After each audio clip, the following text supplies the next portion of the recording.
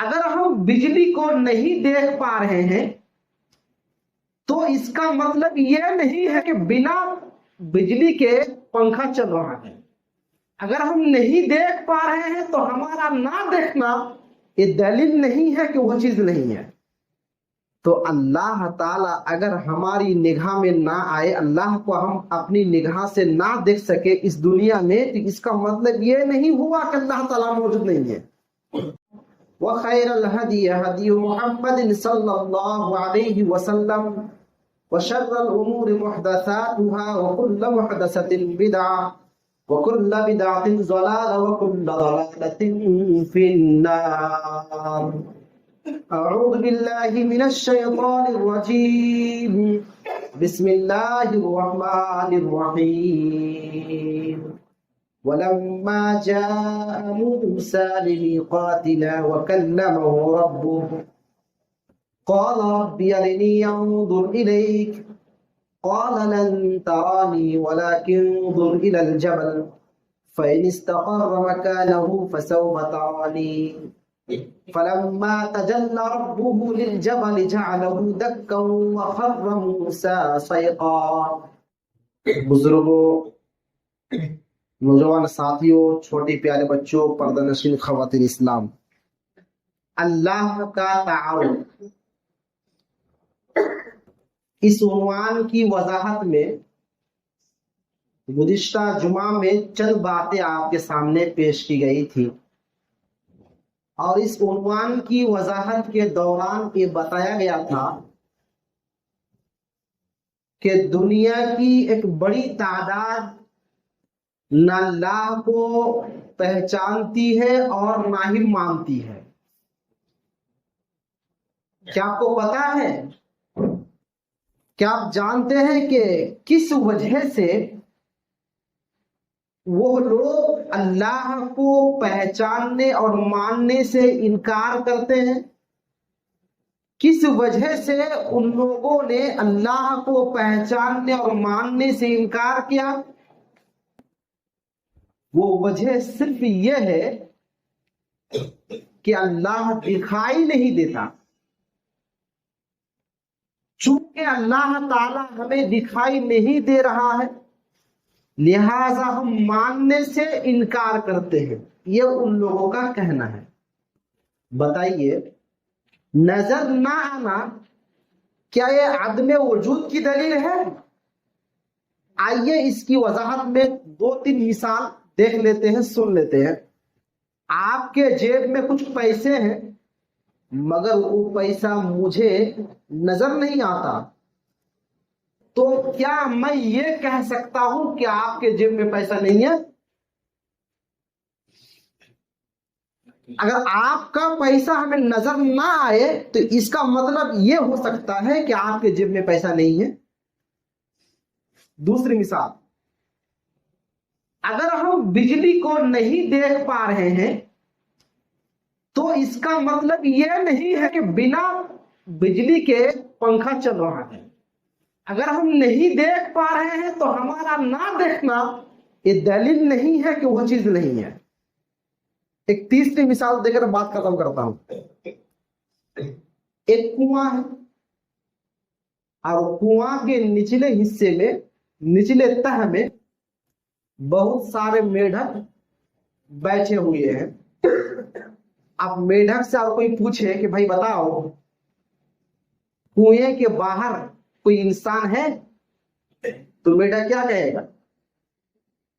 اگر میڈک یہ کہے کہ چونکہ ہم نے انسان کو نہیں دیکھا ہے، ہم انسان کے وجود کا انکار کرتے ہیں، انسان کے موجود ہونے کا ہم منکر ہیں، ہم انسان کو نہیں مانتے کیونکہ ہم نے نہیں دیکھا، تو میڈک کی یہ بات درست ہوگی؟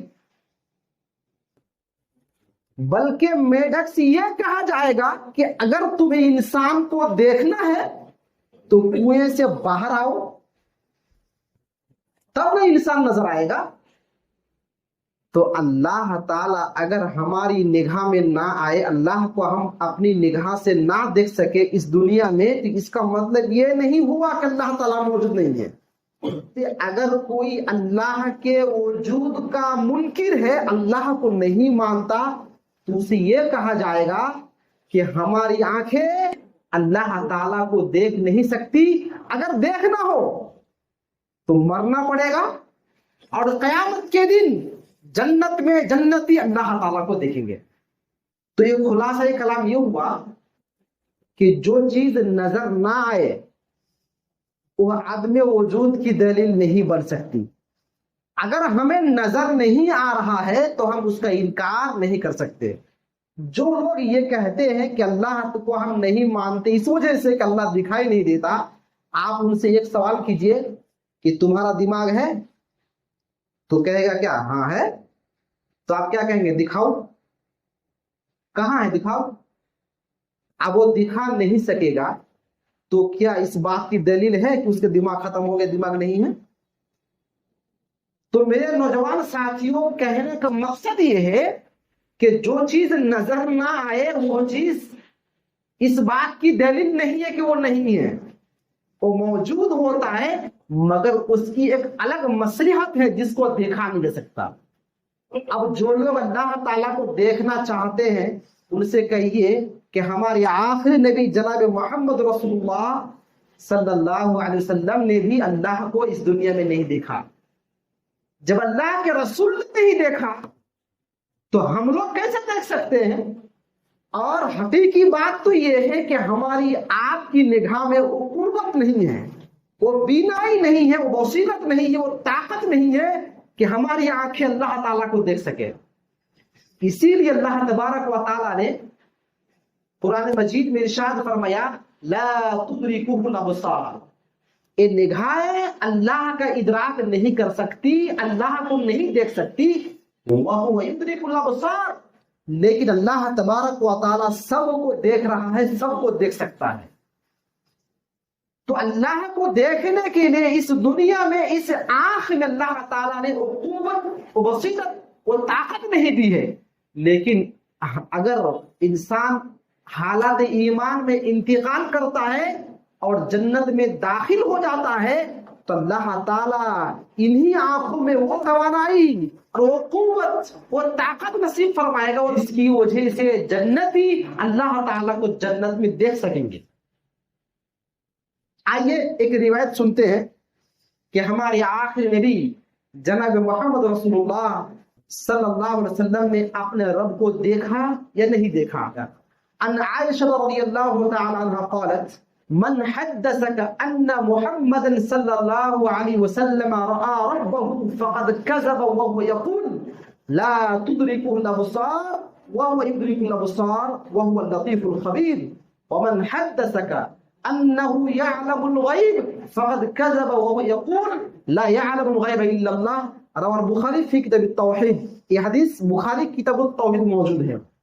راویہ حضرت عائشہ رضی اللہ تعالی عنہا ہے۔ حضرت عائشہ رضی اللہ تعالی عنہ بیان کرتی ہے کہ آپ کو جو یہ کہے کہ محمد صلی اللہ علیہ وسلم نے اپنے رب کو اس سر کے آنکھوں سے دیکھا ہے، فقد کذب، تو وہ پکا جھوٹا انسان ہے، وہ جھوٹ بول رہا ہے۔ اور عائشہ رضی اللہ تعالی عنہ نے اپنی بات کی تائید میں ایک آیت کوٹ کی، ایک آیت پیش کر دیا۔ وہ آیت یہ ہے کہ لا تدرک الابصار، انسان کی نگاہ، انسان کی آنکھیں اس دنیا میں اللہ کو کبھی بھی نہیں دیکھ سکتی، وَهُوَ يُدْرِكُ الْأَبْصَارَ، لیکن اللہ تبارک و تعالیٰ جسے چاہے آرام سے، آسانی سے دیکھ رہا ہے۔ تو عائشہ رضی اللہ تعالی عنہ نے عقیدہ کا ایک بہترین مسئلہ بیان فرمایا کہ اللہ کے رسول نے اپنے رب کو اس دنیا میں نہیں دیکھا۔ ایک دوسری بات اسی حدیث میں اللہ کے رسول کے بارے میں عائشہ رضی اللہ تعالی عنہ فرماتی ہے من حدثک انہ یعلم الغیب، اور آپ کو جو آ کر کے یہ بتائے کہ محمد صلی اللہ علیہ وسلم غیب کی خبریں رکھتے تھے، غیب کی بات جانتے تھے، تو فقد کذب، وہ انسان بھی جھوٹا ہے، وہ بھی جھوٹ بول رہا ہے۔ کیوں؟ اس لیے کہ عائشہ رضی اللہ تعالی عنہ نے پھر ایک دلیل دی۔ دلیل یہ دی کہ لا یعلم الغیب الا اللہ، یہ قرآن مجید کی آیت ہے کہ غیب تو صرف اللہ ہی جانتا ہے۔ تو گوئے کی حدیث پاک سے دو تین بات معلوم ہوئی۔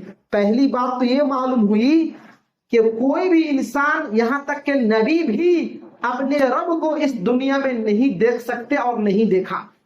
دوسری بات یہ معلوم ہوئی کہ اللہ کے رسول کو غیب کا علم نہیں تھا۔ اب جو لوگ یہ عقیدہ رکھتے ہیں کہ اللہ کے رسول غیب کا علم رکھتے تھے، آپ غیب جانتے تھے، وہ پکا جھوٹا ہے، یا تو ان کے پاس غلط خبریں ہیں۔ اور تیسری بات یہ معلوم ہوئی کہ عائشہ رضی اللہ تعالی عنہا نے اپنی ایک بات رکھی اور اس بات کی تائید میں ایک آیت سے دلیل سے ثابت کیا۔ پتہ یہ چلا کہ ہم میں سے کوئی بھی عالم، کوئی بھی مفتی، کوئی بھی شخص کوئی فتویٰ دے، تقریر کرے، خطبہ دے، نصیحت کرے تو اپنی بات کو دلیل سے ثابت کرے۔ عائشہ رضی اللہ تعالی عنہ نے اپنی بات کو قرآن مجید کی دلیل سے ثابت کیا کہ اللہ کے رسول نہ غیب کی بات جانتے تھے اور نہ ہی اللہ کے رسول نے اپنے رب کو اس دنیا میں دیکھا۔ اور جو یہ عقیدہ رکھے کہ غیب جانتے تھے یا اللہ کے رسول نے اپنے رب کو دیکھا ہے، تو انسان پکا جھوٹا ہے، وہ سچا انسان نہیں۔ اور تعجب کی بات یہ ہے میرے پیارے بھائیوں، امام بخاری نے کتاب التوحید میں حدیث کو نقل فرمایا۔ اب بتائیے، آپ نے پوری حدیث کا ترجمہ سنا، مفہوم سن لیا، کہیں بھی توحید کی بات آئی ہے؟ کہیں بھی توحید کی بات نہیں ہے۔ پھر امام بخاری نے کتاب التوحید میں کیوں نقل کیا؟ اس کی وجہ یہ ہے کہ جو انسان یہ سمجھے کہ محمد صلی اللہ علیہ وسلم نے اپنے رب کو دیکھا ہے، یا محمد صلی اللہ علیہ وسلم غیب کی خبریں جانتے تھے، غیب جانتے تھے، تو ان کا توحید ناقص ہے، ان کا توحید مکمل ہے۔ انسان کا توحید تبھی مکمل ہوگا جب یہ کہے کہ تمام غیب کی خبریں صرف اللہ کے پاس ہے۔ وَعِنْدَهُ مَفَاتِحُ الْغَيْبِ، یہ سورہ انعام کی آیت ہے، اللہ نے فرمایا غیب کی ساری کنجیاں، ساری چابیاں میرے پاس ہے، کسی اور کے پاس نہیں۔ امام بخاری کی فقاہت ہے۔ آپ لوگوں نے حضرت موسیٰ علیہ السلام کا نام سنا ہوگا نا؟ موسیٰ علیہ السلام ایک بہت بڑے نبی تھے، بنی اسرائیل کے معزز نبی۔ کون؟ موسیٰ علیہ السلام۔ موسیٰ علیہ السلام کو اللہ تعالیٰ نے گفتگو کے لیے بلایا، کوہ طور میں، پہاڑ کے اوپر بلایا، آؤ موسیٰ بات کرتے ہیں۔ موسیٰ علیہ السلام چلے گئے اللہ تعالیٰ سے بات کرنے کے لیے۔ یہ قرآن کی آیت سورہ اعراف آیت نمبر 143۔ تو موسیٰ علیہ السلام جب اللہ تبارک و تعالیٰ سے بات کرنے لگے تو جو بات ہو رہی ہے نا، تو دوران گفتگو ان کے دل میں ایک خواہش پیدا ہوئی کہ کیوں نہیں اللہ کو دیکھنے کا مطالبہ کر لیتے ہیں، ہے کہ نہیں؟ کیوں نہیں اللہ کو دیکھ لیتے ہیں؟ تو حضرت موسیٰ علیہ السلام نے کہا ربی ارنی انظر الیک، یا اللہ تو اپنا دیدار فرما دے، میں تجھے دیکھنا چاہتا ہوں، میری دل کی خواہش ہے، تمنا ہے کہ میں تجھے دیکھ لوں، دکھا دے۔ تو اللہ تعالیٰ نے فرمایا لن ترانی، اے موسیٰ تمہارا جو مطالبہ ہے یہ تمہارے حساب سے بالکل جائز درست ہے، لیکن سنو، یاد رکھو، لن ترانی، تو مجھے کبھی بھی نہیں دیکھ سکے گا، تو مجھے نہیں دیکھ پائے گا۔ تو موسیٰ علیہ السلام نے ضد کرنے لگے۔ اللہ تعالیٰ نے کہا ٹھیک ہے، جب تم مجھے دیکھنا چاہتے ہو، میری دیدار کا نظارہ کرنا چاہ رہے ہو، تو اس پہاڑ کو دیکھو، فَإِنِ اسْتَقَرَّ مَكَانَهُ، اگر وہ پہاڑ اپنی جگہ پہ ٹک گیا، اس پہاڑ کو دیکھو، وہ پہاڑ اگر اپنی جگہ رک گیا تو تم مجھے دیکھ لے گا۔ فَإِنِ اسْتَقَرَّ مَكَانَهُ فَسَوْفَ تَرَانِي، اگر وہ پہاڑ اپنی جگہ رک گیا تو تم مجھے دیکھ لو، پہاڑ کو دیکھو۔ تو اللہ تبارک و تعالیٰ نے تجلی ربہ للجبل، پہاڑ پہ تھوڑی سی جھلکی، تھوڑی سی تجلی، تھوڑی سی روشنی ڈالی اللہ نے، پہاڑ دکا ریزا ریزا ہو گیا، چورا چورا ہو گیا، تہس تہس ہو گیا، تھوڑی سی روشنی کے وجہ سے۔ تفسیر تبری اس میں مفسر نے لکھا ہے، عبداللہ بن عباس بیان کرتے ہیں کہ اللہ کے رسول نے بیان فرمایا جب موسیٰ علیہ السلام نے اللہ کو دیکھنے کا مطالبہ کیا تو اللہ تبارک و تعالیٰ نے اس چھوٹی سی انگلی کے برابر روشنی ڈالی پہاڑ پہ، تو پہاڑ تہس نہس ہو گیا، پہاڑ ریزہ ریزہ ہو گیا. اور وَخَرَّ مُوسَىٰ صَعِقًا، اور موسیٰ علیہ السلام اتنے طاقت کے مالک ہونے کے باوجود یہ ہوش ہو کے گر پڑے. تھوڑی دیر بعد حضرت موسیٰ علیہ السلام کو ہوش آیا. ہوش سنبھالنے کے بعد حضرت موسیٰ علیہ السلام کہنے لگے سبحانک، یا اللہ تیری ذات پاک ہے، انی تبت الیک، میں توبہ کرتا ہوں کہ میں نے ایسی چیز کا مطالبہ کیوں کیا جس کو میں برداشت نہ کر سکوں. وَأَنَا أَوَّلُ الْمُؤْمِنِينَ، اور میں سب سے پہلا مومن اس بات پہ ہوں کہ اللہ کو دنیا میں کوئی دیکھ سکتا ہی نہیں. تو حضرت موسیٰ علیہ السلام نے اللہ تعالیٰ سے بات چیت کی تو دوران گفتگو دیکھنے کی خواہش پیدا ہوئی، اللہ دکھا دے. تو اللہ تعالیٰ نے کہا اس پہاڑ کو دیکھو، پہاڑ پہ روشنی ڈالوں گا، اگر پہاڑ اپنی جگہ رک گیا تو تو بھی مجھے دیکھ لے گا. لیکن جیسی روشنی ڈالنی تھی پہاڑ ریزہ ریزہ ہو گیا اور موسیٰ علیہ السلام بے ہوش ہو کے گر پڑے. معلوم یہ ہوا کہ جو یہ فلسفہ اور یہ لاجک پیش کرتے ہیں کہ ہم نے اللہ کو دیکھا نہیں، اللہ نظر نہیں آتا، لہذا اللہ نہیں ہے، اس کے اس عقیدے کی تردید ہو رہی ہے کہ جو چیز نظر نہ آئے اس کا نام لازم نہیں آتا. عین ممکن ہے کہ جو نظر نہ رہا ہو وہ بہت بڑی ہستی ہے اور اسے دیکھا نہیں سکتا دنیا میں. اور دیکھنا ہے تو ایمان لے کے آؤ، نیک اعمال کرو، جنت میں داخل ہو جاؤ، پھر اللہ تعالیٰ اپنا دیدار فرمائے. جی ہاں، تو یہ کہنا کہ ہم نہیں دیکھ پا رہے ہیں اس وجہ سے ہم اللہ کو نہیں مانیں گے، وہ ایک کہہ کر کے بچ نہیں سکتا. ایک بہت پیاری حدیث سنا کے بات ختم کرتا ہوں، ٹائم ہو چکا ہے. صحیح مسلم کتاب الایمان کی حدیث ہے. حضرت ابو ذر رضی اللہ تعالیٰ عنہ کہتے ہیں کہ میں نے اللہ کے رسول سے پوچھا، اللہ کے رسول حل رأیت ربک، آپ نے اللہ تعالیٰ کو دیکھا ہے؟ آپ نے اللہ تعالیٰ کو دیکھا ہے؟ تو اللہ کے رسول نے فرمایا، کیا فرمایا؟ دھیان سے سنو، نور انا ارا، ارے وہ نور ہے، اسے میں کیسے دیکھوں؟ سوال، اللہ کے رسول کیا آپ نے اللہ کو دیکھا ہے؟ کچھ لوگ کہتے ہیں نا کہ واقع معراج میں آپ نے آسمانوں کا سیر کیا، اسی دوران سدرۃ المنتہا سے آگے بڑھے اور وہاں جا کر اللہ کو دیکھا. کچھ لوگ کہتے ہیں نا، دیکھیے سدرۃ المنتہا، سدرۃ المنتہا کا مطلب ہی ہوتا ہے کہ وہاں جانے کے بعد انتہا ہو گیا، اب وہاں سے آگے کوئی نہیں جا سکتا. سدرۃ المنتہا، منتہا مانا انتہا، یعنی آخری سرحد، آخری حد، لاسٹ بیریئر، اس دیوار کو، اس جگہ کو کوئی کراس نہیں کر سکتا.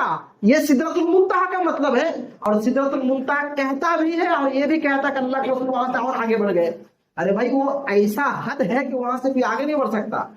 فرشتے بھی وہی تک، اگر کوئی حکم نازل کرنا ہوتا ہے تو اللہ تعالیٰ حکم وہاں نازل فرماتا ہے، اور جبریل علیہ السلام سدرۃ المنتہا سے حکم لے کر آتے ہیں. وہاں سے اوپر جانے کو کسی کو پرمیشن نہیں ہے. اللہ کے رسول نے واقعی سارے آسمانوں کا سیر کیا، 7 آسمان کے اوپر گئے، لیکن سدرۃ المنتہا تک ہی، وہاں سے آپ کو آگے جانے کا پرمیشن نہیں ملا. لیکن پتہ نہیں لوگ کس وجہ سے یہ قصے کہانی سناتے ہیں کہ وہاں سے بھی آگے بڑھ گئے اور اللہ کے رسول نے اپنے رب کا دیدار فرمایا. سنو صحیح مسلم کی حدیث ہے، کتاب الایمان کی. پوچھنے والے ابو ذر غفاری رضی اللہ تعالیٰ عنہ، سوال یہ، اللہ کے رسول آپ نے اللہ کو دیکھا ہے؟ اللہ کے رسول نے فرمایا، نور انا ارا، اللہ تو نور ہے، میں کیسے دیکھوں؟ انا وانا کیفا ارا، میں اللہ کو کیسے دیکھ سکتا ہوں؟ اللہ تو سراپا نور ہے. حدیث پاک بتا رہی ہے کہ اللہ کے رسول نے اللہ کو نہیں دیکھا، اس آنکھ سے نہیں دیکھا. اچھا، ایک روایت یہ بھی ہے، ابو ذر رضی اللہ تعالی عنہ ہی سے روایت ہے، وہ کہتے ہیں، یہ بھی صحیح مسلم کتاب الایمان کی حدیث ہے، کہ میں اللہ کے رسول سے پوچھا، اللہ کے رسول آپ نے اللہ کو دیکھا ہے؟ اس آنکھ سے اللہ کا دیدار فرمایا ہے؟ تو اللہ کے رسول نے فرمایا، رأیت نورا، رأیت نورا، میں نے روشنی دیکھی، میں نے نور دیکھا. اب دیکھیے، پہلی حدیث میں آپ نے سنا کہ اللہ کے رسول نے کہا وہ تو نور ہے، میں کیسے دیکھوں؟ اور دوسری حدیث میں یہ کہا گیا کہ میں نے نور دیکھا. کیا مطلب ہوا؟ جی ہاں، اسی طرح کی احادیث سے نا جو کم پڑھے لکھے لوگ ہوتے ہیں ان کو شک ہو جاتا ہے اور ان کا ایمان ڈگمگا جاتا ہے، ان کی گاڑی ڈس بیلنس کا شکار ہو جاتی ہے۔ اب وہ نیا نیا مسئلہ نکالنا شروع کرتا ہے، تب وہ دیکھو نیا مسئلہ تو میں بتاتا ہوں، اب تک مولوی صاحب نے کیا بتایا، اب تک عالم نے کیا کام کیا، میں نیا مسئلہ بتاتا ہوں۔ ارے وہ نیا مسئلہ نہیں جو بتانا چاہتے ہیں، وہ تو بہت پرانا مسئلہ ہے۔ نیا مسئلہ یہ ہے کہ جو علماء کرام نے، ہمارے سلف نے، ہمارے صحابہ کرام نے جو مسئلہ بتایا وہ بتاؤ، یہ نیا مسئلہ ہے۔ وہ نیا مسئلہ نہیں جو تمہارے دل و دماغ میں جو آئے بتا دو، نیا مسئلہ نہیں ہوا، وہ تو خرافات ہے۔ اب دیکھیے پہلے حدیث میں ہے کہ میں نے اللہ کو نہیں دیکھا، وہ تو نور ہے، کیسے دیکھوں؟ اور ایک روایت کہ میں نے نور دیکھی، اس کا مطلب کیا ہے؟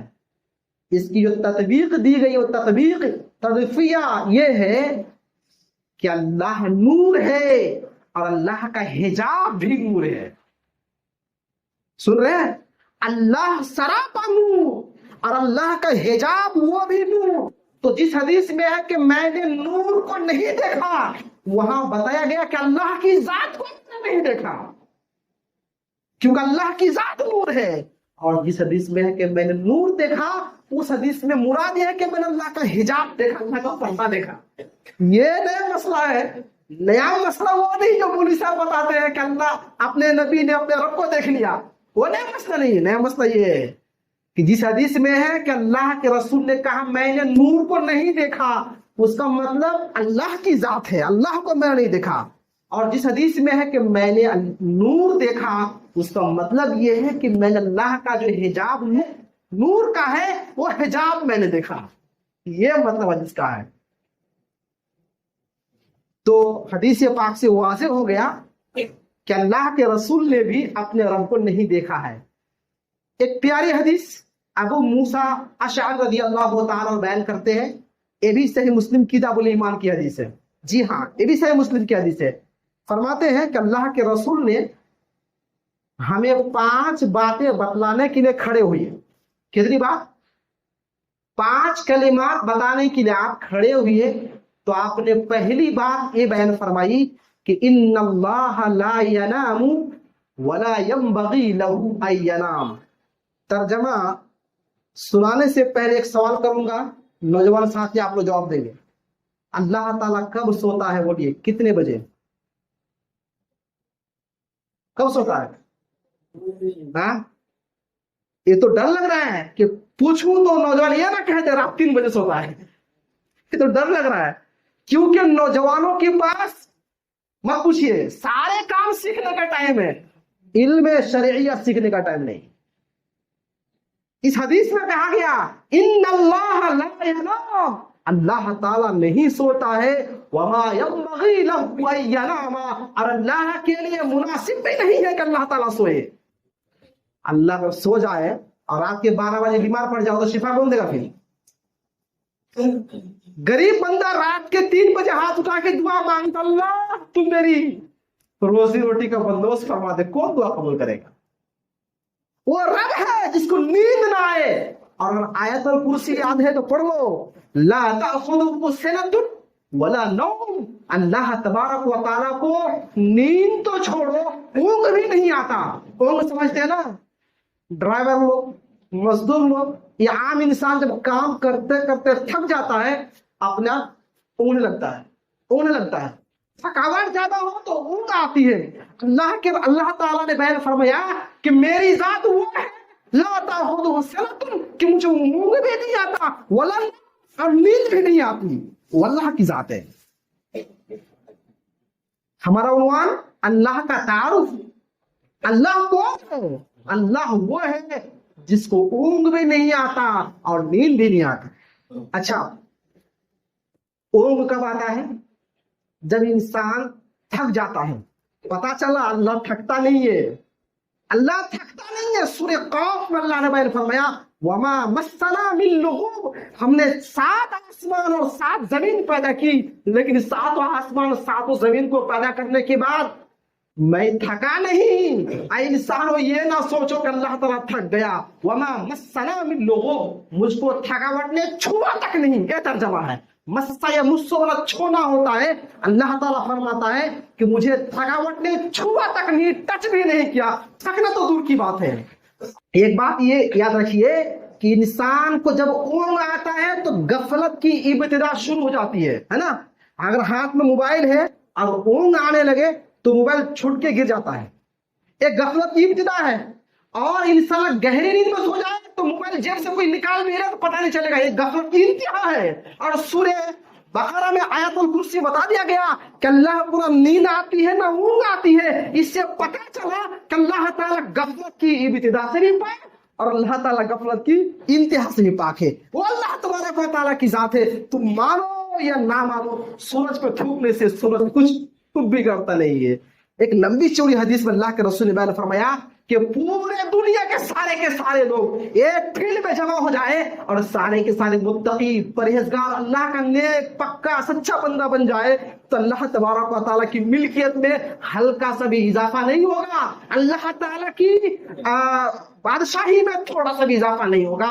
और सारे के सारे लोग, पूरी कायनात के सारे मखलूकात अगर सब के सब काफिर हो जाए, जिंदगी हो जाए, लाताब हो जाए तो अल्लाह तबारक व तआला की रहमत में थोड़ा सा भी फर्क नहीं आएगा, अल्लाह की रहमत में थोड़ा सा भी फर्क नहीं आएगा और अल्लाह तबारक व तआला का कुछ बिगड़ेगा नहीं। तो नेकी करो तो अपने लिए, गुनाह करो तो अपने लिए। लोग बोलते हैं ना कि कुछ अल्लाह के लिए भी कर लो, कुछ काम अल्लाह के लिए भी करो, एक बात गलत है। आप जो करते हैं वो अल्लाह के लिए फायदा नहीं होता है, उसका फायदा आपके लिए है। तो ये कहना छोड़ दीजिए कि अल्लाह के लिए करो, अरे भाई आप अपने लिए करो, जो करोगे अपने लिए और अगर नहीं करोगे तो भी अपने लिए।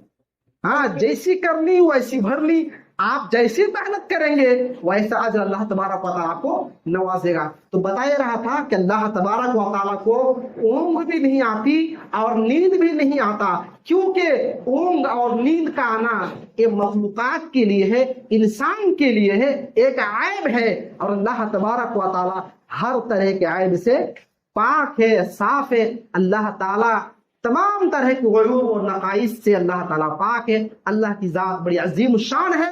अल्लाह ताला से हम दुआ करते हैं, या इलाहा आमीन, तू अपनी हकीकत को, तू अपनी मारिफत को हमें पहचानने और समझने की तौफीक नसीब फरमा और सिर्फ तेरे लिए अमल करने की तौफीक दे। आमीन सुम्मा आमीन। वसल्लल्लाहु अलैहि वसल्लम।